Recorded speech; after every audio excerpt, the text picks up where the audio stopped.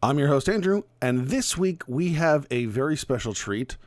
This will be the first of two live from Tidewater Comic-Con 2019 panels that we will be presenting on the podcast in the next couple of days. The first one here is, however, not me, so you will not hear my charming voice for the next 45 minutes or so, but in fact that of my lovely wife, Becky.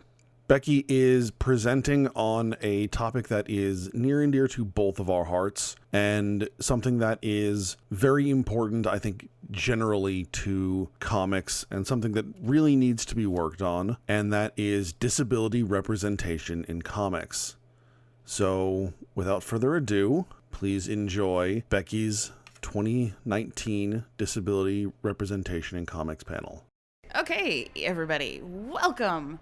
My name is Becky, and this panel is on disability representation in comics. Before I get started, you can probably figure out who two of these characters are, and you may know who the third one is, but may not know why she's there. So does anybody know who's in the middle? Jubilee. Does anybody know why she's there? Yeah? She is from the X-Men. But does anybody know that she has a disability? Yeah? She has dyscalculia, which is a learning disability affecting math. She was the only character in DC and Marvel who I could find who had a learning disability, which is really interesting because it's actually like the most prevalent disability.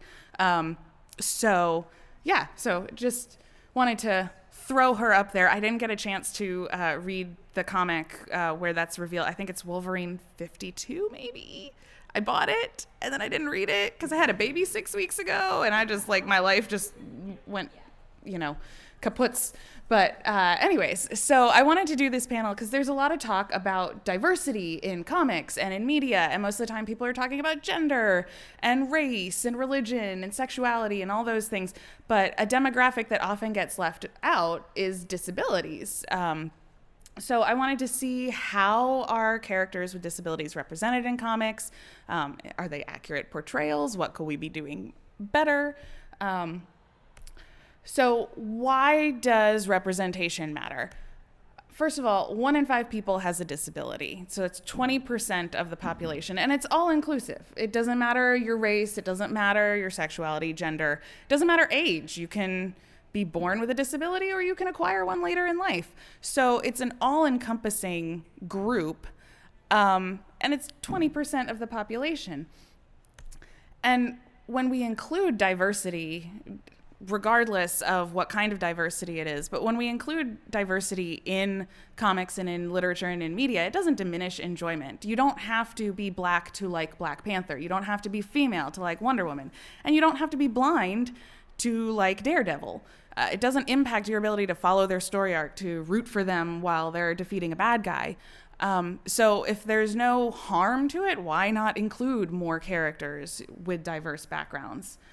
And then my personal reason for why it matters is that 13% of the student body in America is being served for a disability in schools.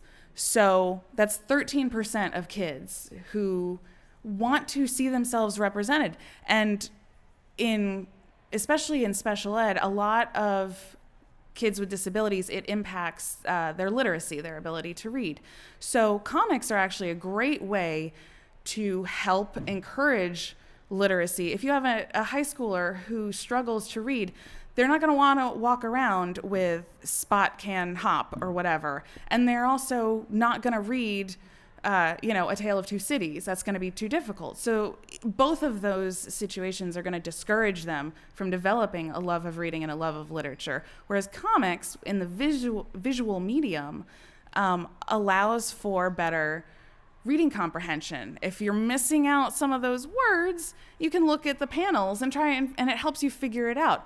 And it's age appropriate. Like I can be a high schooler and reading a comic and it's cool, as opposed to, reading something that was written for an elementary schooler. So for those kids with disabilities, it's even more important that they get seen in comics because we can use that as an educational tool. So my background is in special ed, specifically deaf ed, and a personal story I have for representation is my first year of teaching, my first day, I had all the kids introduce themselves, and they went around and they specified if they were deaf or if they were hard of hearing, because that was an identification that was important to them. And so the last little boy comes up and he goes, "My name is Sam, and I'm hearing." I'm like, "You're hearing?" And all this is in sign language because he was definitely not hearing. He was completely deaf. I'm like, "What are you talking about?" And we had a conversation, and he had never met a deaf adult before. So in his mind, when he grew up, he was going to become hearing, just like his parents, just like his teachers, just like every other adult he had met. So my first day of teaching, I'm explaining to a second grader that no, you're deaf. Like that's part of who you are. That's going to remain part of your identity for the rest of your life. And that's why representation matters. So just in case, I assume everybody here, would understand that. But just in case, you have a person who is like, well, it doesn't matter to me. Like, I'm not disabled. What does it matter?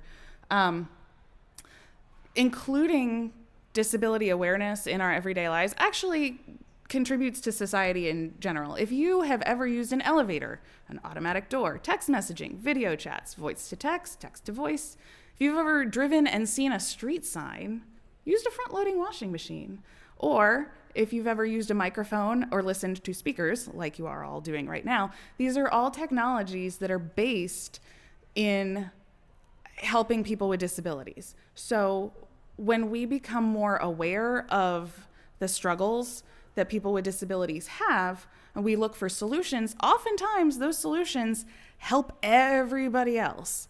As a side note, how many of you had to take the elevator to get up here? I know you did. You took the elevator.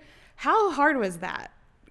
Yeah. So the elevator, if you don't know, in the convention center, the elevator in the convention center is all the way at the other end of the building. There's only one. You have to go down a corridor through a door to, a narrow door that they have only opened one door of the two to get through. And then come back up. Once you're on the second level, there's a stanchion in the way that blocks you from getting through when you're on the side of the elevator. So just because, this is just my own little soapbox, just because something is ADA compliant doesn't make it accessible. The buttons on that elevator are also not good if you're blind. That's a whole nother tangent, but I'm here to talk about comics. So I just wanted to go off on that. And if we all become more aware of the struggles and of making people's with disabilities lives easier, it'll make all of our lives easier. I used the elevator because I had two little boys in a stroller, and I don't have a physical disability, but I needed the elevator, and it was tough. Just inconvenient. It wasn't hard, but it was inconvenient.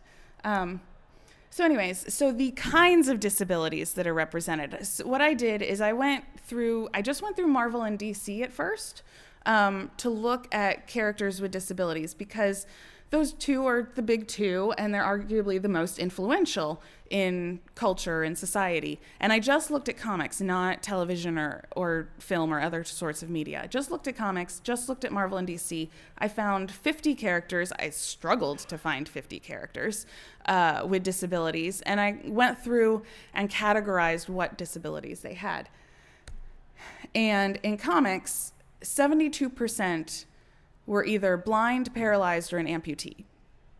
And I think if you include other physical disabilities like dwarfism or like just general weakness, like Donald Blake, Thor's alter ego, it actually came up to like 86% between blindness and physical disabilities. So in looking at Department of Education, 1.5% of students in schools are either blind or have a physical disability. The number's kind of off because sometimes you don't need special ed services with those kinds of disabilities.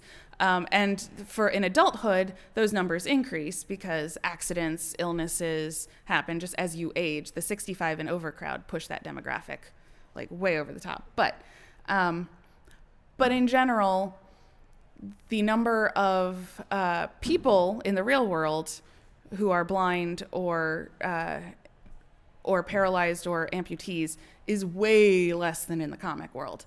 So why is that? And I swear I'm actually getting to comics and characters eventually, but this is just kind of background stuff that I think is important. Maybe nobody else does, but why are these two so prevalent? For one, it's easy to visualize. You see a wheelchair, you see a cane, you instantly know somebody has a disability and have a good idea of what that disability is. And when you're talking a visual medium like comics, easy to visualize is important. They're easy concepts for able-bodied people to understand. You can sit in a wheelchair and imagine what it's like. You can put on a blindfold and imagine what it's like. It's not like living it every day, but you have an idea of it. It's a lot easier than trying to imagine being deaf. Even if you put in earplugs, you're never going to be completely deaf. It's easier than imagining you have Down syndrome. There's no way to simulate that. So these are concepts that readers who are not disabled can relate to a little bit more easily. The other thing is it doesn't impact speech, which you may be like, well, why does that matter? Because we have an innate bias that says speech is related to intelligence. And I have it too, and I work with deaf people. Like in college, I had a professor who was deaf and who only used ASL to communicate. And I knew her for about a year before I heard her use her voice ever. And as soon as she started speaking, I just instantly had a very patronizing feeling come over me. Like I had to take care of her. I had to help her out and everything. This is a woman with multiple college degrees, a college professor. I'm this little undergrad person. She does not need my help in any way, shape, or form. But I just instantly, as soon as I heard her voice, because she couldn't speak clearly, I instantly had that bias. Of course, I recognized that I had that bias and didn't let it impact our relationship. But I reflected back and I was like, that was so weird that as soon as she opened her mouth, all of a sudden my esteem for her went down. And so in general, most of us have that. An example, I'm finally getting to comics and characters. Maya Lopez, who's from Daredevil, otherwise known as Echo, is a deaf character. And in her very first introduction, they go out of their way to explain that she speaks normally. She says, "They say I can recreate any complex physical action that my eyes record. That's why my speech is not slurred." Like, why was that necessary to include? It makes the writer's job easier because they don't have to write her speech out phonetically. And it makes the other characters she interacts with job easier because they don't have to struggle to understand her.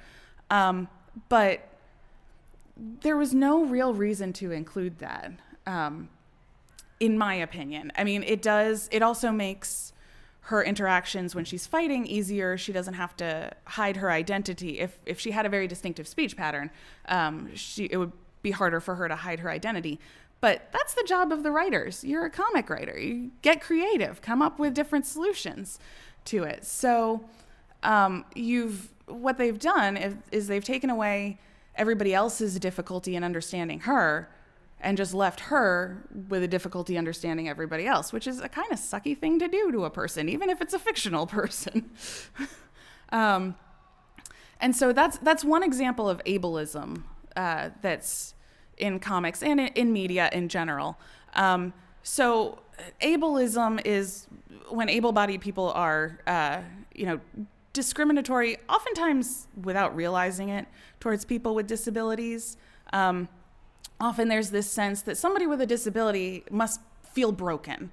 They must, not want to have their disability. And sure, we all feel sorry for ourselves sometimes. But oftentimes, especially for people who are born with their disability, it's just a part of who they are. And every aspect of your life has brought you to where you are today and the person you are today. So oftentimes people are like, I don't necessarily want to be cured. Would it make life easier? Sure, but in some regards, but it wouldn't make me the person I am today. So it's a lot less prevalent, the idea that, curing a disability is the goal, is a lot less prevalent than people who are not disabled think. But because we tend to think that, in comics, we cure disabilities a lot. Professor X has been in and out of his chair multiple times. And you see in this panel, he says, where does it go? My new body is in perfect condition. I feel for the first time that I am a whole man. Well, no, your value is not based on where you sit. And he should know better than that. But the writers should know better than that. So we have Professor X. We have Barbara Gordon, who I'll get to in a little while, who is an excellent character with a disability, except when they relaunched the New 52, they got rid of her disability. And it's like, why? Why was that necessary? And it sucks for the readers for whom a cure is not an option. I'm looking up to this character, and then all of a sudden, oh, they got cured. Well, good for them, but that still leaves me here without somebody to look up to. So I will get to some good examples in a second, but I wanted to discuss, possibly in my opinion, the worst portrayal of a disability, which is Black Manta, who was given autism, I would say given, in 2003 for exactly one issue. My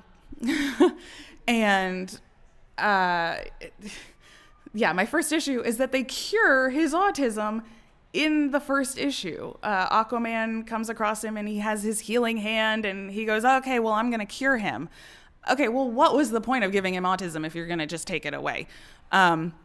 And then their portrayal of what autism is they say, oh, well, it's his wires are crossed in his brain. He likes things that he shouldn't like ice cold baths, and he doesn't like things that he should, like a soft blanket. And his brain is just all mixed up, and that's what autism is. And that is not what autism is at all. Honestly, most of the time, people with autism are thinking more logically than the rest of us. They might have, their wires might be overflowing on one particular topic, but it's not that you're thinking backwards or anything like that, or thinking wrong, which is why they use his autism to explain why he's a villain. Oh yeah, they also, when they cure his autism, he goes, oh, my head is clear for once. Well, somebody with autism doesn't think that their brain isn't working properly. To them, that's just how their brain works. My brain works a certain way. If somebody else were to get into my brain, they'd probably think I was nuts, which I might be, but that's fine. But to say that somebody, again, recognizes that he's different and that he wants his brain to think clearly, it's a broad and inaccurate portrayal. So then they use his autism to explain why he was a bad guy. He says, all I can say is I had a developmental disability and my autism was compounded by misdiagnosis and years of abuse. The only good thing that comes out of this book is that they do show the abuse that can happen when people don't understand disabilities, don't know how to deal with it. But yeah, he goes, Arthur, I know some bad things happened, but it wasn't me, it was the autism. What? Later on, he goes back to his villainous ways and he goes back to being Aquaman's arch nemesis because, as it turns out, he was just a bad guy. It had nothing to do with his disability. But the absolute worst panel, and my husband heard me like screaming as I was reading this, came. Oh, hold on. There we go. Aquaman says, "It was the autism that made you act the way you did in the bad old days. Once I used the healing hand to cure your developmental disability, you became a good man to have at my back." Again, your value as a person is not dependent on your abilities, is not dependent on whether you have a disability or not. Curing a disability does not make you a good person. Like, I was sitting there with my toddler and I'm like reading this and I'm just like, what's wrong? What's wrong? Is something wrong with the baby? No, this comic is just making me mad. So this is possibly like, I like to give them credit because they tried to give a character with autism, but no, it's a really crappy portrayal. So let's focus on some good portrayals, like Barbara Gordon. She was paralyzed after the events in The Killing Joke. Joker shoots her, and the resulting injury leaves her paralyzed from the waist down. She definitely does become upset by her new limitations, as you would. It's very natural, but she also then focuses on what she can do instead of what she can't do. So in this panel, she was like, "Do you think I like sending people out to do the work for me? Like, I used to be able to do all these things, and now I can't. And yeah, it sucks. But," and she's talking to Black Canary, and she's like, "But I can't do it, and you can, so get your butt up and go do it." So she shifts the focus back to what she can do. She's an excellent tactician. She's excellent with technology. She becomes the leader of their group by focusing on her abilities rather than her disability. The other thing I like about the Birds of Prey book and her portrayal in there is it shows her doing physical therapy, and it shows her adaptive technology. It shows her special chair that gets her in and out of the pool. She's swimming while directing Black Canary on how to defeat the bad guy. She's working on her upper body. Okay, yeah, my lower body isn't functioning properly right now, but I can still be a physical person even with a physical disability. So yeah, she was a really great example of a person with a disability in a wheelchair who was still a very successful superhero. Yeah. Right now in the Young Justice season 3 Mm-hmm. update that they put on the DC streaming universe website, they are portraying Barbara Gordon in the wheelchair right now, but only a few people out of the team and the Justice League know that she is present and in a wheelchair. It seems like something must have happened that we don't know about yet until the later half of the season properly, where something happened to her that people assume that she's dead or something. Yeah. But that hasn't been revealed yet because they only did the first half of season 3 up until like the end of January, and then at the beginning of June they're doing the rest of the season 3. So hopefully we'll know why Barbara Gordon is not really present or known to people. But I just wanted to put that out there for everybody who didn't know about what was going on in the new season of Young Justice. Thank you. Yeah, and you know, that is one thing. The reason I focused on comics in this was because the comics are what influence the TV shows and the movies. And sometimes they're better and sometimes they're worse. And but they are the basis for it. So another excellent example of portraying somebody with a disability is Hawkeye number 19 from the Fraction AHA run. Clint Barton originally lost his hearing in the comics in 1983, but then the writers just kind of like forgot about it. Like, he was going strong for a while, and then they just kind of forgot to include it, forgot to draw his hearing aid, forgot to, you know, have people looking at him when they're talking. And so his hearing loss just kind of dissipated and wasn't brought up anymore. So Matt Fraction decided that he wanted to bring that aspect of the character back when he took over writing. So he wrote it that he retconned it a little bit and said he first lost his hearing as a child and gained it back. It was more of a physical cause of hearing loss rather than I know what I would be saying, but most people would not know what I'm talking about when I talk about hearing loss. So just he was given a cause of hearing loss that was able to be fixed. Let's just leave it at that. Not many can, but we'll give it to him. And then he lost it again as an adult.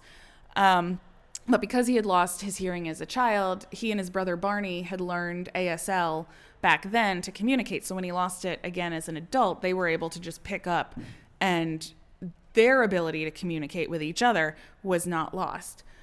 This issue does an excellent job of utilizing sign language. And part of the reason is they actually consulted Rachel Coleman, who is the founder of Signing Time, which is a very popular sign language instructional series, mostly used with kids, and especially with hearing kids. But she founded it because her daughter Leah, who the issue is actually dedicated to, was born deaf. And so when her daughter was born, she decided to learn ASL. And then she built this whole sign language empire out of that. So Fraction and AHA actually consulted with her to make sure that the signs in the book are accurate. Now, if you don't know sign language, you are going to miss some information. And that's the point. Somebody who is deaf is missing information all the time in their daily lives. So for the hearing reader who doesn't know ASL, they're missing information. It's a way of simulating deafness by actually using your hearing against you. So you can kind of pick up a few things. Like in this panel, Barney's telling him, you stink, are you going to take a shower today? Maybe you change your clothes. And Clint's like, yeah, forget you. And you can kind of figure that out if you don't know ASL. But then you have a panel like this. Okay, they're talking and they're saying something to each other. And yeah, if you don't know those signs, and I tested this out, I handed it to my husband and I was like, what do you think this means? And he's like, he's probably telling him it's okay, you'll get through it. He's not. What he's saying is, now what do you remember? Barney's like, let's get back to work. Let's defeat some bad guys, stop feeling sorry for yourself. But you don't know that if you don't know ASL. And that's exactly the point of this book. And it also does a pretty good job of portraying lip reading, which oftentimes is, okay, well, if you can read lips, you can understand 100% of what's going on. At best, it's like 20%. And we'll give Clint a little bit more because he had hearing for a majority of his life, which does make it a little bit easier. But what they've done here is they've cut off a couple of letters to simulate missing a couple of the sounds. You have to fill in the blanks a lot of times. There's question marks. He's like, I'm not sure if that's the word that he's saying, but I think based on context clues. And so you have to work to figure it out. So this does a pretty good job of simulating that skill, which unfortunately is lip reading and speech reading is something that we just give to deaf characters just to make our lives easier. When in reality, it's not that easy. Well, actually, as a lip reader myself, we're more than 20%. It is. Do you have hearing aids or cochlear implant? I didn't get it until I was 23. Okay. Well, I will say, okay. That's fair. That's fair. No, that's fair. Oh, It really does vary. yeah.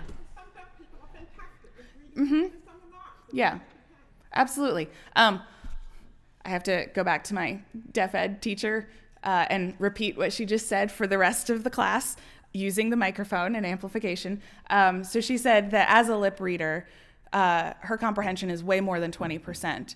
And yeah, that's true. For some people, it is a lot. It's a lot higher. In general, it's a very tough skill, though. Yeah. I've done it my whole life, so. That's fair.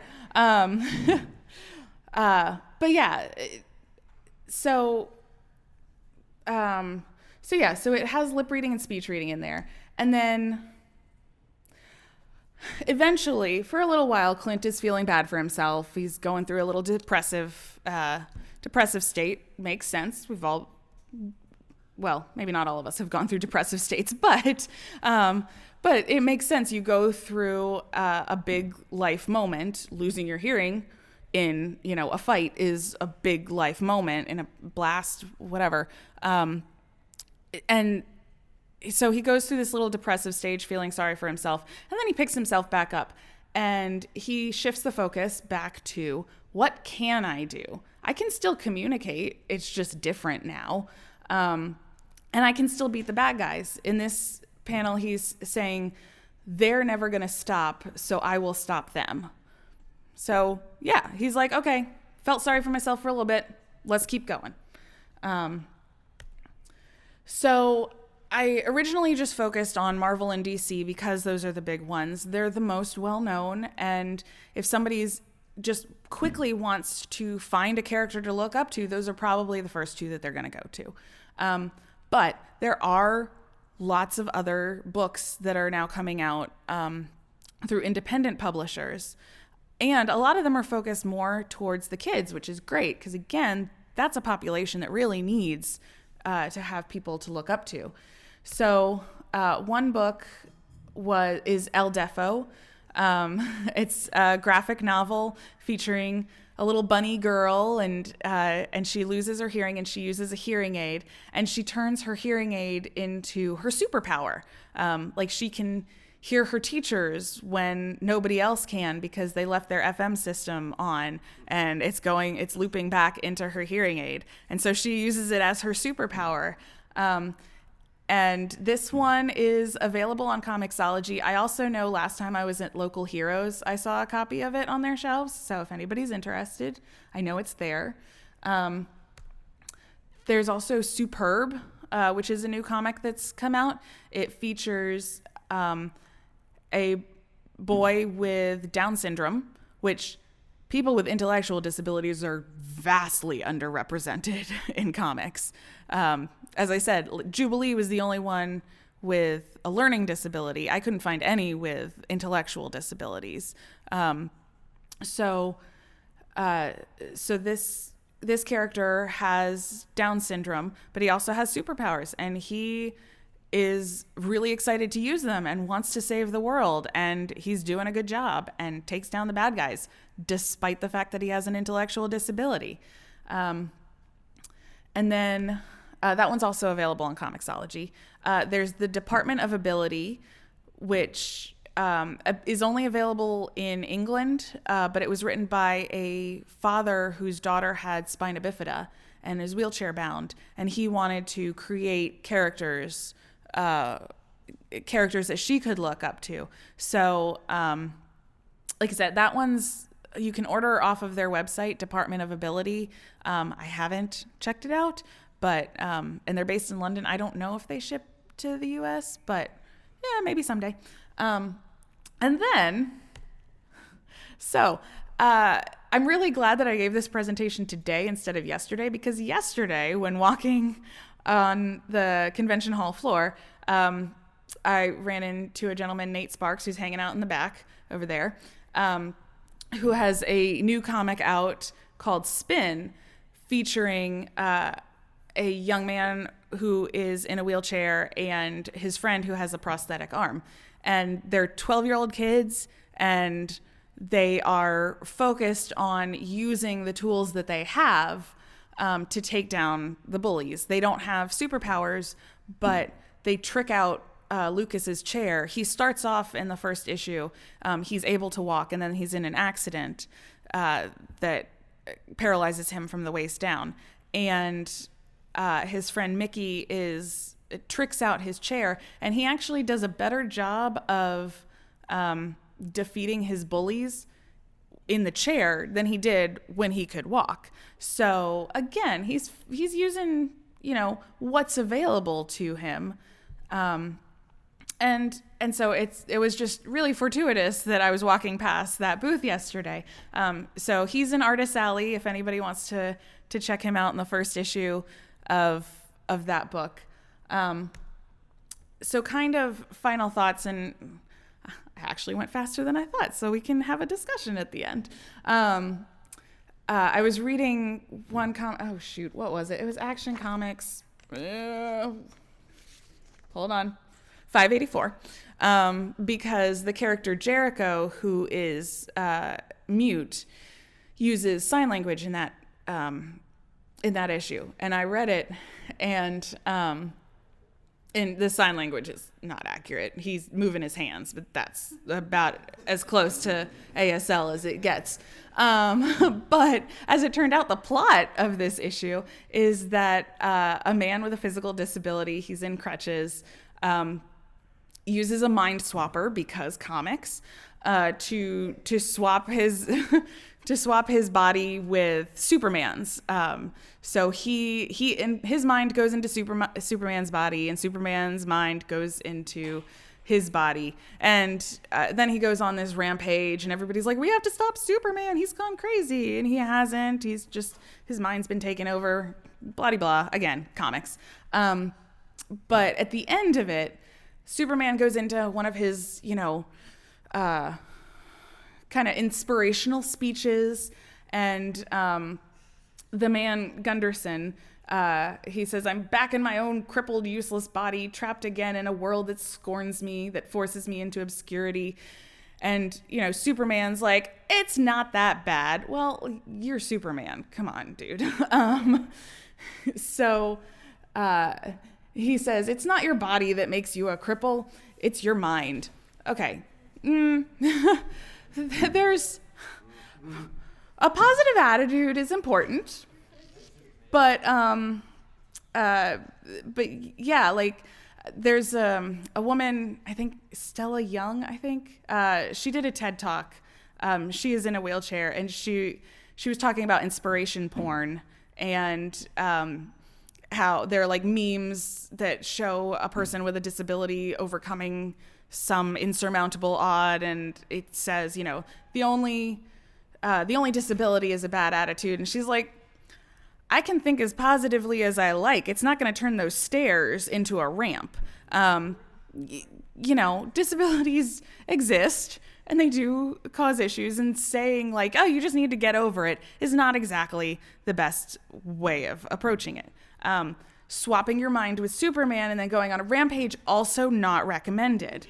But he does go in, Superman says, there's Helen Keller, who became one of our greatest authors, even though she was blind and deaf. Douglas Bader, who was a legless fighter, I've never heard of him, but legless fighter ace of World War II, and Franklin Roosevelt, who became president of the United States, even though he was confined to a wheelchair. And he makes a point. There are people with disabilities to look up to who have experienced success, but we don't see as many of them. And Franklin Roosevelt, for example, was almost never photographed in a wheelchair because he didn't want anybody to know that he had a disability. So we need to work harder to set up role models and give people somebody to look up to and make them more visible in the media, because otherwise they're going to use mind swap technology and go on rampages in Superman's body. That's really the only logical explanation, the only logical, end result.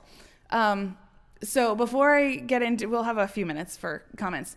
I have to do a shameless plug. I don't have anything to promote here. I'm just, somebody who found this topic interesting.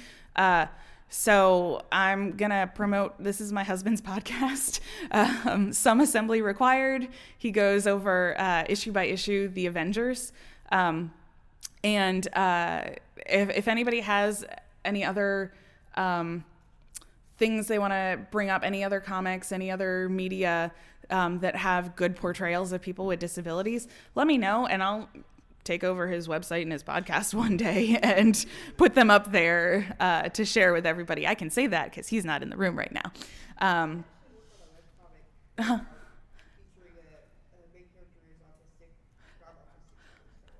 Okay. Yeah, if you want to, so what's your webcomic that you're working on? Right now it's called Cat Calls and Hummingbird Feathers. Cat calls and what? Calls, Okay. Hummingbird Feathers. Okay. And I have a website, but it's a little down right now. But actually I have a table here. Okay. We're getting out printed versions of it. Absolutely. Okay. Well, yeah, I will stop by. Let me know where you're located, and I'll stop by and get your information, and I'll put it up. This will also be going up as a podcast on my husband's podcast. So I will include that in there. So she said she has a webcomic featuring an autistic character. Nice. Okay. So any questions? Any other characters? There's lots of characters I missed. It's a 45-minute presentation, but any other like favorite characters people have? Deadpool.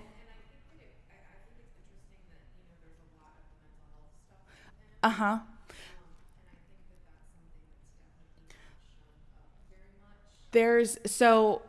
I considered discussing mental health, but that's a whole nother rabbit hole. You've got characters like Scarlet Witch, who just destroys creates an alternate universe, and there's. And so part of the problem, mental health definitely deserves its own panel. It deserves its own day. But especially in comics, I find it's hard. We often are just self-diagnosing the characters. I think that person has bipolar. I think that person's schizophrenic. And so oftentimes it's a little bit unclear in terms of whether somebody actually has a mental health issue. A lot of times it's caused by their abilities, or especially with the mutants, not wanting their mutant abilities, or dealing with the consequences of their mutant abilities. So I did not touch on mental health, but absolutely that is a topic, and there are lots of characters to choose from. So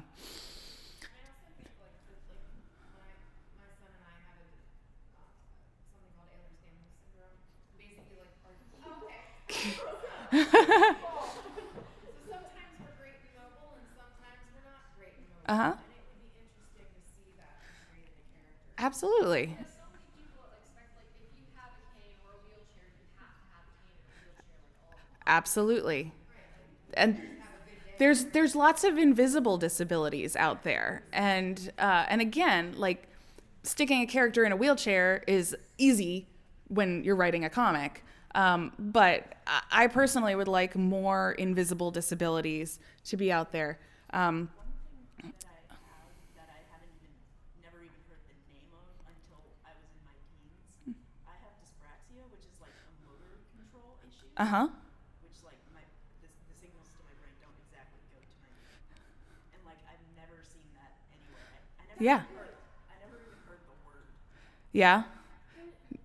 One of the new companions on Doctor Who has dyslexia. Oh, fascinating. Okay, so I learned something new. So she was saying she has dyspraxia, and apparently I haven't caught up with Doctor Who. I'm still on the beginnings of Matt Smith, so please forgive me. But but apparently one of the companions now or just recently. Okay. Cool. So one of the new companions has dyspraxia. So I think with all diversity, we're starting to be more conscious of it, include it in more media. But we still need to do a better job of it. And again, more of the unknown disabilities, more of the invisible disabilities. Not everybody's in a wheelchair, not everybody's blind. So yeah, yes. When you're saying more better representation, Mm-hmm. I have Tourette syndrome. Uh-huh. And it was added under ADA coverage in 2001. Mm-hmm. And it's been very poorly misrepresented in the media, especially in recent years. Since November, 3 people have been places for their Tourette syndrome. So I would personally like more representation for Tourette syndrome, just because it gets so misrepresented. Everybody calls it the cursing disorder, which is not true. That blurting out of obscenities is called corporalia. It's only in 10% of the Tourette population, so it's not even that common. But the people who do get shown in the media and Yep. documentaries about Tourette syndrome, almost all of them always have corporalia. So and that is only in like a few. That's actually an excellent point. My husband actually has Tourette's, and he will not watch any documentaries about it because that's all that they feature. And honestly, because it's genetic, my two sons very well may end up having Tourette's. We don't know yet because they're itty bitty, but yeah. So yeah, Tourette's is something that is near and dear to my heart as well. We are just about out of time. They're going to open the doors any second, so I don't want to get too deep in more conversations, but okay, one more. So you're talking about representation. Uh-huh. And oftentimes in the mainstream media, it's the mainstream perspective, and they have no access outside of a wheelchair. Uh-huh. And so when you say who you want people to be represented, how are you going to do that if you're not in the mainstream to do that? Right. We all need to like. That's what I'm saying. Like, yeah. if we're going to create this Right. world, then we have to create it within our own world. Yes. Versus expecting someone else. Exactly. To knock on the door and say, okay, what do you have? What can we work with? Right. So, write to people, write to be creative, develop your own webcomic, pitch things. Absolutely. It's up to all of us to make things more inclusive. If we only see straight white male non-disabled superheroes and nobody says, hey, I'd like to see something different, that's all we're going to continue to see. So diversity with race, with gender, with anything, an ability level, we need to stand up and say that we would like to see more diversity in all aspects, because otherwise they don't know. So anyways, so yeah, I'm about to get kicked out. So thank you all. And yeah.